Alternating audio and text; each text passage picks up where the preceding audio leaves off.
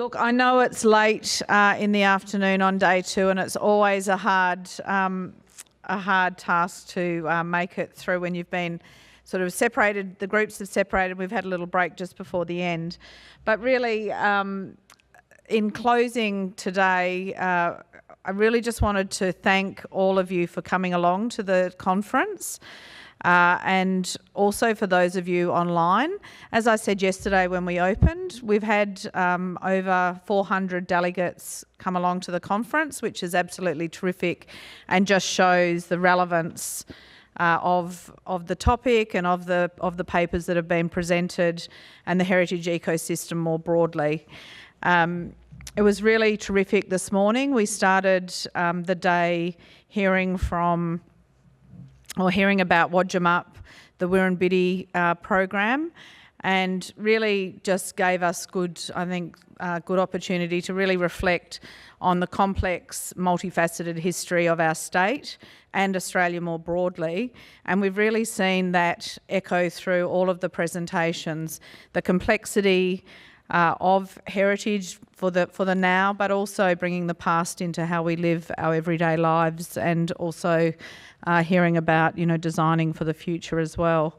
The Wadjamup project really, we reflected around impacting thousands of our people, so Aboriginal people from all over Western Australia. As Karen said, all of us had families impacted right across the state. And it was a really great example of co-design in working with community. We heard yesterday the notion of co-design often starts with a preconceived idea of what ought to be, where really if we go back to the drawing board, co-design is about starting with what it is that we're really wanting to work together to achieve, or what problem are we trying to solve, or what history are we trying to tell, and what truth are we trying to share.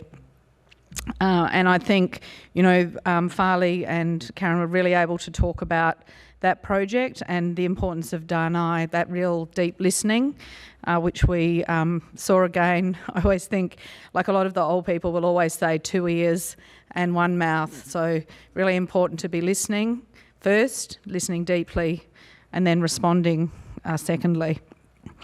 We heard about the importance of collective consciousness and truth-telling, and really looked at, the past not just being the past, and the power of language. So the importance of really thinking about what we say, how we say it, and how that connects us to our place, but also to each other in the communities that we live in. We've had speakers from close by, people that are living here in Molyallup, a bit further afield, like maybe Boorloo, like city side. But we've also had speakers from the East Coast, and we thank you for coming across. As I said earlier, our furthest travel, or the biggest distance travelled, is a bit over 14,000 kilometres from Rotterdam. So that's a pretty big trip to make, and was really terrific to look at housing and social housing and how that impacts and can impact, and some lessons for WA. We've also had a speaker from Bangladesh where we really listened and heard about the importance of design in the now for the future, and looking at how we then draw on the past to really inform that, and the importance of taking a very principled approach that privileges equity and diversity, and looks at, again, that theme of connecting with the ecosystem that we all live in. We've looked at, I guess, how we interact in both tangible and intangible ways within the environment, and also looking at digital recording and how that is assisting for some language centres, for example, to really preserve some of that intangible cultural heritage that we know is so important. I think for those of you that were in the Sirius room, here in this room, you would agree that our most energetic and animated presenter was none other than Ian McLeod, who's right down here, so we can give him another round of applause. I think just very animated, And it's always a hard gig to come on just after lunch, so thank you, Ian. Not only for giving us lessons in how to use Excel, but keeping us engaged and giving someone some tips on how to deal with the rising damp they're experiencing in their home. I think it was the question was related to, so practical advice, and great to hear about conservation and the work that you do along with others.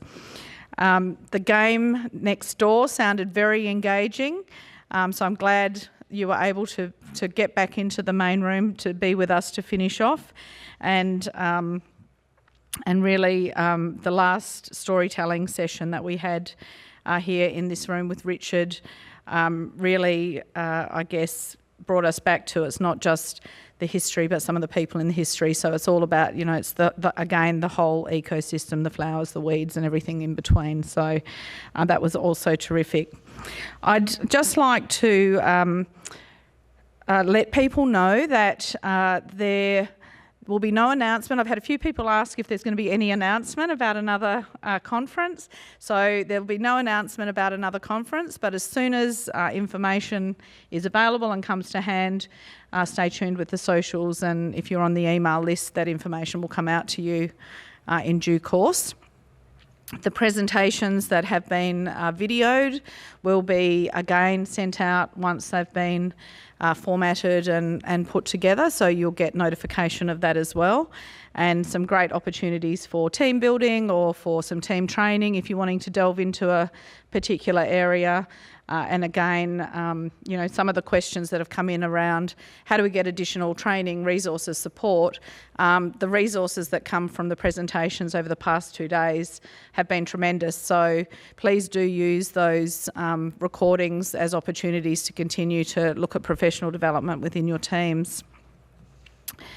I'd like to really acknowledge the Department of Planning, Land and Heritage team led by Alethea Deboule, who's at the back of the room.